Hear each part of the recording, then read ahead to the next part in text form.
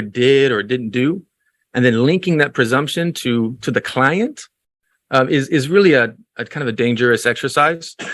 We picked one example of this, where White and Case in its representation of Grupo Unidos por el Canal, what it was advocating in that context. Of course, it was appropriate apparently to look into the disclosures after the award was issued, which is what happened there. There was this request to vacate an award based merely on a failure to disclose, nothing more. And that the thing that was so wrong was that one arbitrator participating in the appointment of another arbitrator in an unrelated case is a conflict of interest that requires disclosure and vacatur. All of this under the evident partiality standard, which is a very high standard in the United States. Obviously, if we're going to impute arguments from counsel to clients and vice versa, it's not going to work. There also could have been other reasons that Freshfields didn't present a challenge. Maybe Freshfields had other cases. May I just ask for clarification? Am I incorrect in understanding the thrust of this slide 32? Yes, sir. To be that you are suggesting that if counsel for a party has access to information which is of relevance to that party's rights, including a right to challenge a member of the tribunal, that counsel is entitled for its own reasons not to draw that to the attention of its client. I'm not saying it's entitled. I'm only saying it might happen. And I can tell you personally that I've seen it happen. That is a very long bow in terms of legal ethics, counsel. And it is something that has led to, I've seen law firms lose clients over it. So I bring it up. I just say that it happens. Did it happen here? I'm not saying it happened here. I'm just saying that there could be other reasons. Are you suggesting that if it happened, it would be appropriate or correct? If it happened, or would you say that if it happened, it would be improper? Oh, if our position personally is that you have to inform your client. If you don't disclose it to your client, it's a problem. What kind of problem? I don't know. Right? I mean, there's a lot of ethical rules, so it's quite the thicket once you get into them. But I am saying that it happens.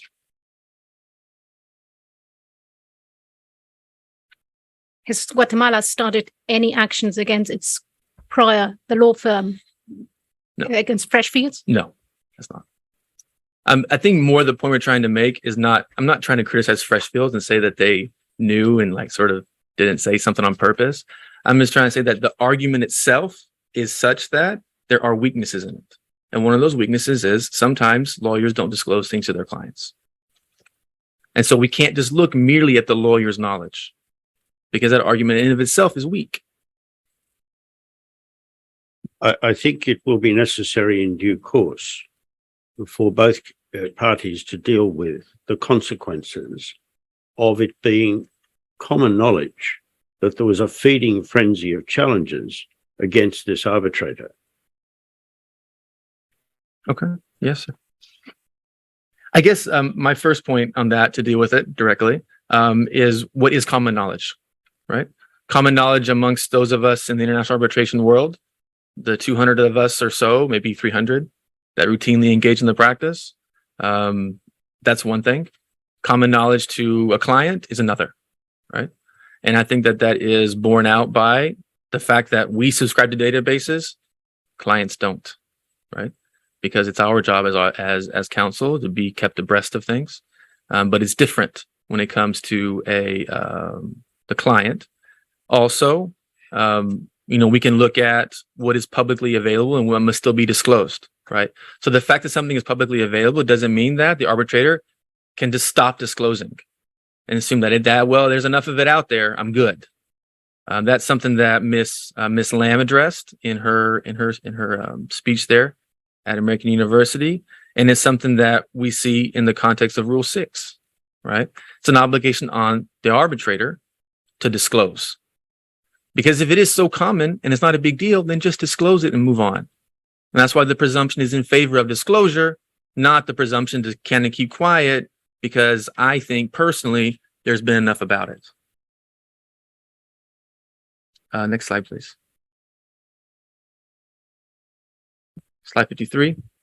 So these are the things that we know about Dr. Alexandrov. We're kind of a little pressed for time, so I'm going to go to the next slide, slide 34. Again, this takes us back to the beginning. These are the facts. So we've showed you the law. We've showed you the rules on disclosure. We've showed you what Dr. Alexandrov's position was on the law. And in light of all of that, this is what happened, and there was no disclosure. Next slide, please. Slide 35. We talked about the things that were known. Let's talk about things that we don't know. We're never going to know how many cases they worked on together. We're never going to know the issues in those cases, right? We're never going to know if there was an overlapping theories or that sort of issue conflict that can arise. We're never going to know that. We're never going to know how much Navigant was paying to ICSID, if Dr. Alexandrov was billing or not, or if there was, any compensation by virtue of being a partner at ICSID to Dr. Alexandrov from Navigant. We don't know about the entirety of their relationship. What other experts at Navigant worked with Dr. Alexandrov? This is something that was important in ICER. We're not going to know about who retained who. This is something in dispute between the parties. We're not going to know that. And we're not going to know the views of Professor Stern or Professor Lowe, or the impact on the award by virtue of Dr. Alexandrov's participation in the proceedings. Dr. Alexandrov is somebody that is well known for his acuity, his ability to analyze issues of damages.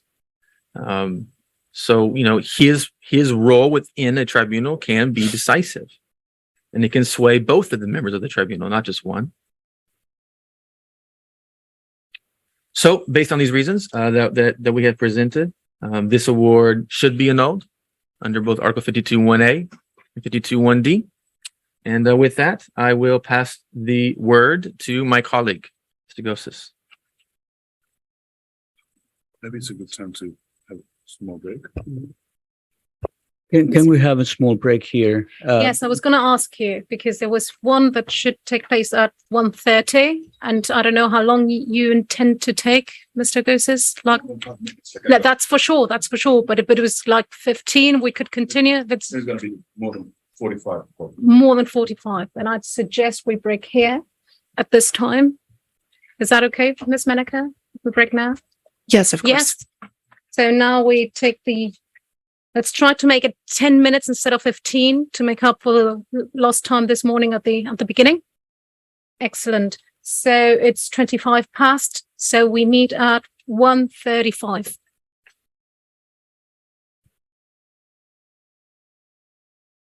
Madam President, and members of the committee, we have the printed copies, so we are going to distribute them now so we don't interrupt later, if that is fine with you.